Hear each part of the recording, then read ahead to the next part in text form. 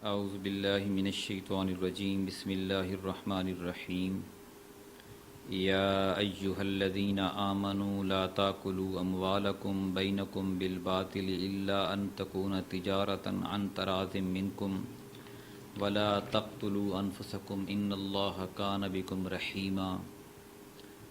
صدق اللہ العظیم۔ سامعین کرام، سورہ النساء کی آیت نمبر 29 تلاوت کی ہے۔ حسن معاشرت کے سلسلے میں لوگوں کا جو آپس کا لین دین ہے یہ کیسا ہونا چاہیے، اس کا حکم اللہ تعالیٰ نے یہاں پہ دیا ہے۔ یا ایہا الذین آمنوا، اے وہ لوگو جو ایمان لائے ہو۔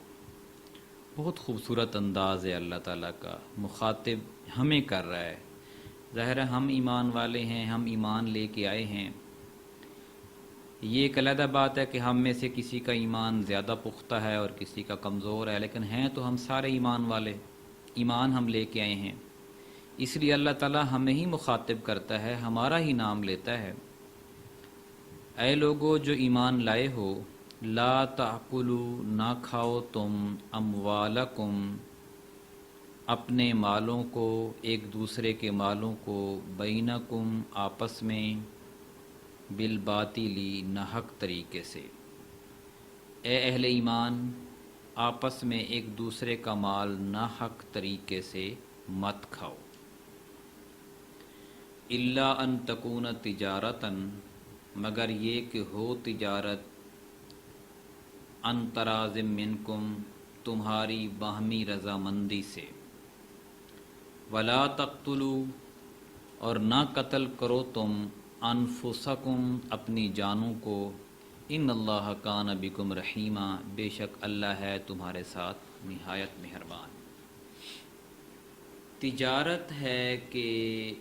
انسان کوئی لین دین کرتا ہے اور اس لین دین کے اوپر جو منافع کماتا ہے اس کو ہم تجارت کہتے ہیں۔ مثلاً کوئی چیز بیچ دی اور کوئی جانور بیچ دیا، کوئی زیور بیچ دیا یا خرید لیا، کوئی اناج بیچ دیا، خرید لیا، اس میں چھپی ہوئی بات نہیں ہونی چاہیے، باطل طریقہ نہیں ہونا چاہیے، جو بھی ہو وہ سامنے ہو۔ ایسی کوئی بھی بات جس کے کھلنے سے شرمندگی ہو وہ باطل طریقہ ہے۔ مثلاً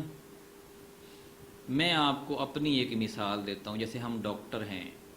تو ہم مریض کو یہ کہتے ہیں کہ بھائی ہم آپ کو چیک کریں گے اور ہم آپ سے اتنی فیس لیں گے۔ یہ ہے ایک واضح بات۔ اب مریض کی مرضی ہے کہ وہ ہمیں چیک کرائے یا نہ کرائے، ہم اس کو پابند نہیں کر سکتے، ہم اس کو مجبور بھی نہیں کر سکتے اور بلیک میل بھی نہیں کر سکتے۔ اگر ہم بلیک میل کریں گے، مجبور کریں گے، یا یہ کہیں گے کہ بھائی آپ کا جو مسئلہ ہے بڑا پیچیدہ ہے اور اگر آپ نے یہ نہ کیا تو آپ مر جاؤ گے، آپ کو کینسر ہو جائے گا، یہ ہو جائے گا، فلاں ہو جائے گا، آنت پھٹ جائے گی یا کوئی مسئلہ ہو جائے گا، یعنی ڈرا کر جو پیسے وصول کرنا ہے یہ باطل طریقہ ہے۔ آپ سیدھی اور کھری بات کریں، اس کا دل کرے گا وہ آپ سے علاج کروائے گا، آپ سے آپریشن کروائے گا، دل کرے گا تو نہیں کروائے گا۔ اور بھی ایک طریقہ ہوتا ہے کہ بعض اوقات بہت سارے لوگ ہوتے ہیں کہ جو دوائی دیتے ہیں اور اس میں جو ہے وہ 2 نمبر طریقے سے، یعنی اپنے ہی اسسٹنٹ کو انوالو کر کے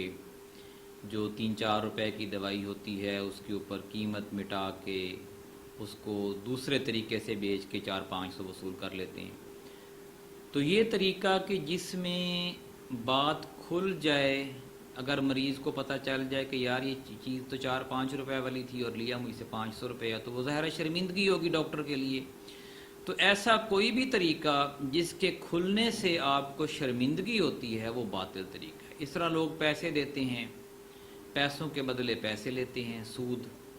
اور یہ خفیہ طریقے سے کام کرتے ہیں، اوپنلی نہیں کرتے، انہیں پتہ ہوتا ہے کہ پتہ چل گیا تو شرمندگی ہوگی۔ تو اللہ تعالیٰ نے فرمایا کہ اہل ایمان آپس میں ایک دوسرے کا مال ناحق طریقے سے مت کھاؤ۔ آپ کے اندر جو صلاحیت ہے اسی کے مطابق ہی آپ اپنی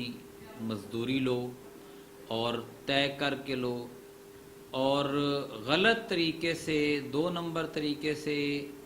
مال نہ بیچو، جھوٹی قسمیں کھا کر، گھٹیا مال چھپا کر، اچھا مال سامنے رکھ کر، یا یہ کہنا کہ میں نے تو لیا اتنے کا ہے خدا کی قسم اور میں کیسے دے دوں۔ تو جھوٹی قسمیں اور جھوٹ بول کر جو آپ منافع کمائیں گے تو یہ بھی ایک باطل طریقہ، اس سے اللہ تعالیٰ نے ہمیں منع کیا ہے۔ اس لیے فرمایا کہ سوائے اس کے کہ تمہاری باہمی رضامندی سے تجارت ہو، اور اس میں دونوں جو فریقین ہیں ان کی رضامندی شامل ہونی چاہیے، کسی کو مجبور نہیں کیا جانا چاہیے، اس کو بتا دیں، اس کا دل کرے تو وہ چیز لے، دل کرے تو نہ لے، اور اپنے آپ کو قتل مت کرو، بے شک اللہ تم پر نہایت مہربان ہے۔ ظاہر ہے اگر باطل طریقے سے مال کمائیں گے، مال کھائیں گے، اور تو پھر معاشرے کے اندر بگاڑ پیدا ہوتا ہے، لڑائیاں جھگڑے اور قتل اور خون ریزیاں ہوتی ہیں، اور انسان کی جو قدر و قیمت ہے، قدر و منزلت ہے، وہ کم ہوتی ہے۔ اسی طرح ہمارے معاشرے میں بہت سارے لوگ جو گورنمنٹ جاب کرتے ہیں،